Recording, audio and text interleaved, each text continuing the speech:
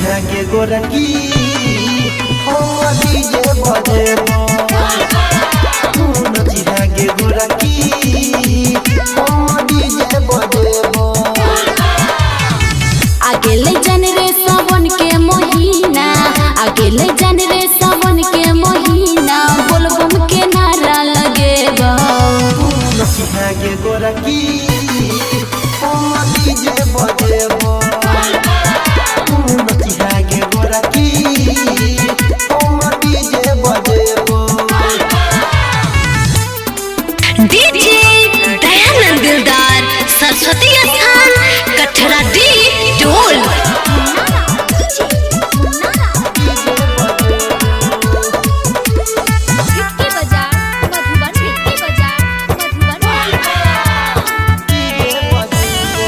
DJ बजे नहीं सबके नचे नहीं इहे छै हमर काम गे बोलबम बोले रे छौरा लोले भोला के नाम रे माथा में बांधी ले गेरुआ पगड़िया माथा में बांधी ले गेरुआ पगड़िया भांग के गोला खिए गे गोरकी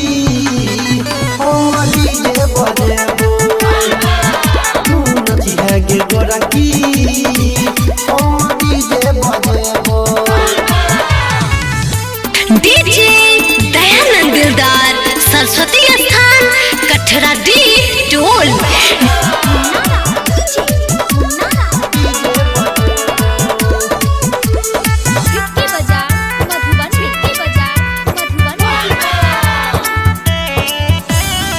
भोला बाबा के असली चेला छिए जानू हम गे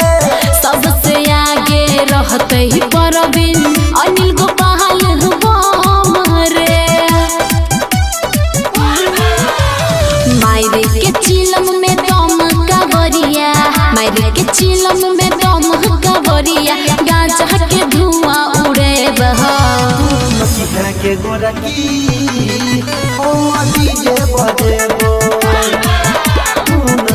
गे गोरकी